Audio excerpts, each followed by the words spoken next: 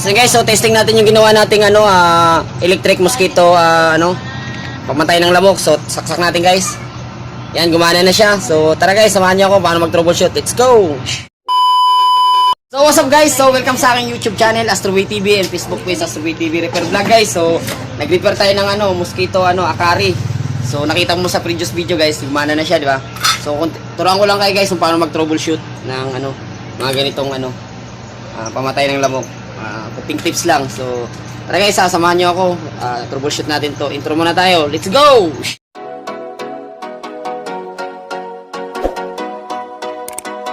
So what's up guys? So magre-repair tayo ng fluorescent mosquito stopper, yung pamatay ng lamok. So ayun guys, so testing na natin, saksak na natin to.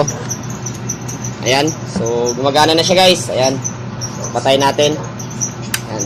So gumagana tayo. Ang pag-trouble nito guys, turuan ko kayo guys, at saka yung sira lang nito ay naputol yung wire. So napaka-basic. So trouble mo lahat ng linya, wiring. So ayun guys, samahan niyo ako. Tingnan natin kung paano ginawa ni Astroboy ito. So umpisa na natin. Let's go. So tinrouble ko to guys, ang sira lang niya guys, yung putol lang yung wire doon sa may gilid dito sa wiring, kasi chinek ko lahat ng linya gamit akong tester guys. So gamit tayo ng tester pag nagkaano tayo. Importante yan kasi tingnan natin yung linya, mga pyesa, yung kanyang fluorescent yan. So okay na. So ngayon guys, papakita ko naman sa inyo kung paano naman mag-check ng na yan, yung mga yan. Wire lang nito, yung tanggal dito. Pero okay na yan, gumana na yan. So testing natin para makita. Ayan, unahin natin. Ayan, so okay na guys, diba? So tara guys, samahan nyo ako, repair natin to fluorescent Akari electric mosquito stopper. Let's go! So yun guys, so tara, samahan nyo ako guys, trouble natin tong fluorescent mosquito killer. So unang pag-trouble nito guys, so kung hindi siya gumagana guys, hindi siya gumagana, so i-check nyo muna yung kanyang fluorescent. So tanggalin lang natin to, yan, remove lang natin to. Yan. Yan. Siyempre guys, pag nag-check tayo ng mga ganito, siyempre kailangan natin ng tester. Kasi hindi natin matutrouble yan kung wala tayong tester. So pag-check naman ng nito, yung fluorescent light, may check natin to. So kitang guys patay tester. So ito may tester tayo. May tester tayo. Ito, nakikita nyo yung tester. Set lang natin sa conductivity or sa resistance. So yan, so buzzer lang natin to. Yan, buzzer.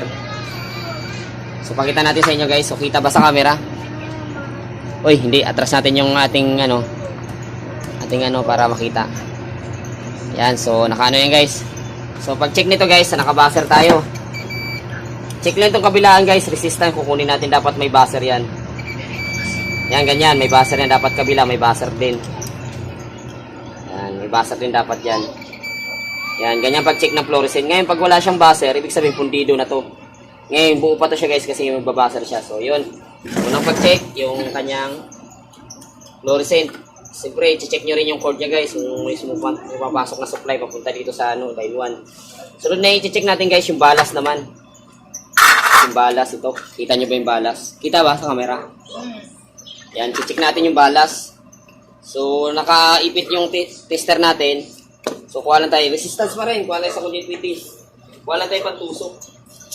I-check natin yung kasi yung balas guys, po yan, wiring, lang po yan, 10 po yan wire. Titingnan natin kung may resistance siya.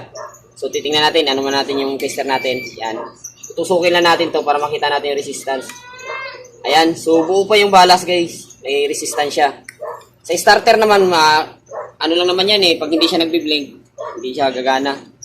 So ayun, ganun lang mag-troubleshoot. So dito naman, visual inspection ka lang naman tingin dyan Tingnan mo lang ito capacitor to, ito yung kanyang resistor.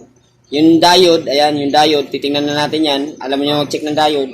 Pag tinester mo gano'n ng conductivity, pag binaligtad mo, dapat walang hindi babalik yung supply niya. So, ayun. So, testing na natin tong ginawa natin guys na electric lamp na mosquito killer. So, yan. So, patayin muna natin yung So, huwag po natin hawakan tong guys, yung bakal kasi po yan. Meron po yung kuryente, pamatay ng lamok yan. So, saksak natin. So, patayin na natin yung supply. Ayan. Pakita natin sa inyo. Nakita ba sa video? So, saksak natin Pag saksak natin, yan. Saksak, naka-off siya guys Yun, naka-off na siya. Saksak natin. Nakita naman yung paano trouble. I-on natin siya. Yung starter, dapat magbi-blink yan para kasama sa yung fluorescent. Yan, nag-blink siya. Yan, gumana na siya, di ba guys? So, ganyan lang sa pag-trouble ng ano, siyempre, check mo yung fluorescent, yung balas, kasi yung balas, para rin yung sa electric fan. Winding yan, yung parang wire na ano. So, ayan, so check natin. Yan, gumagana na yung mosquito Akari. So, dito ko na tapusin yung vlog ko guys. Follow nyo ako guys, subscribe Astoboy TV, Repair Vlog. So, ano pa hinintay nyo? Special na, let's go!